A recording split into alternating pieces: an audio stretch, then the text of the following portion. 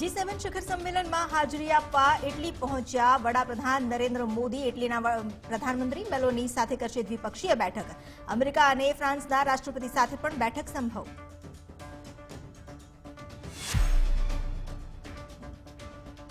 G7 summit પહેલા ઇટાલીના સંસદમાં હંગામો. સંસદમાં સાંસદો વચ્ચે મારામારી. શાસક પક્ષના નેતાને ધ્વજ પહેરાવતા મારામારી થઈ.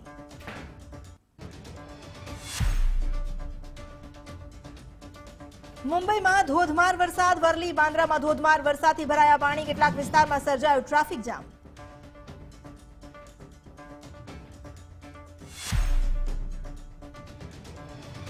સુરત શહેરમાં વરસાદની ધમાકેદાર એન્ટ્રી. વહેલી સવારે ધોધમાર વરસાદ. ધોધમાર વરસાદ બાદ સુરત શહેરમાં પ્રસરી ઠંડક.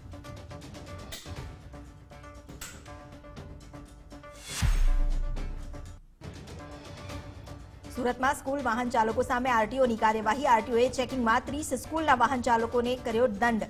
આરટીઓએ વાહન ચાલકોને ફટકાર્યો 3 થી 15,000 સુધીનો દંડ.